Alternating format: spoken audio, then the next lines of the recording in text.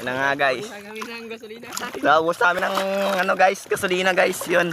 Nasa na ako dito ngayon guys. Tapos, yan. Yun. Nakapit namin guys. Sobrang nakapit na namin sa ano. Dito ka sa tubang, Mark. Sa tubang.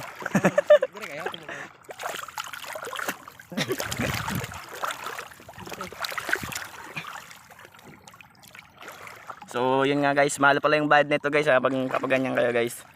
Papata kayo papunta doon sa beach. Magkano ang bayad nyo kuya? Pag ba ano? 350 po sir. 350, papunta lang doon. Papunta lang. Sulit naman yung bayad pag Sulit naman sir. pagdating doon anong meron doon? Ganda ba yung Magandang lugar, maraming ibon na nagliliparan. kuya, ano ba yung pinagkaiba ng ng tubig dito tsaka tubig doon? Yung tubig kasi doon sir, malamig. Malamig yan dito. Mainit. Yung tubig ba doon, 'di ba? Siyempre dagat to, kaya yung tubig ba doon matabang? Matamis. Matamis. Dito malat. Yan guys, so sulit nga yung babayad nga 350 guys para sa tour papunta doon sa beach resort na sinasabi nila. So yun guys, hindi makita masyado yung puzzle guys. Kasi malalim yung tubig, pero pag ibas, pag low tide, gago pag low tide siya guys, makikita yung puzzle. Ha? Ha? Dari ka sa ano yun? Dari ka sa ano? Tapos ikaw na video, dari ka na. Dapat dapat Yan guys. Papunta kami dun sa tumatagilid yung kuya. Ano ba yan kuya?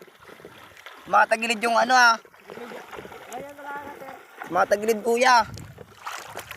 Ganyan talaga basta papasok ka na sa matamis na tubig.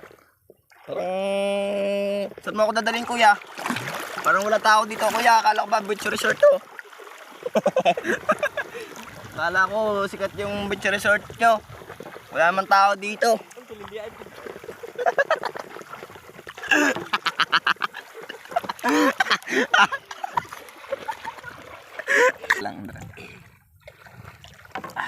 So yun na nga.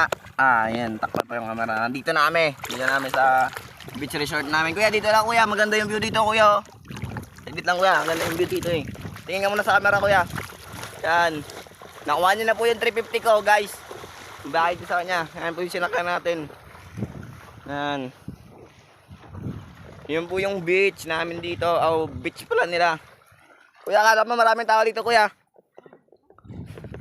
Dito.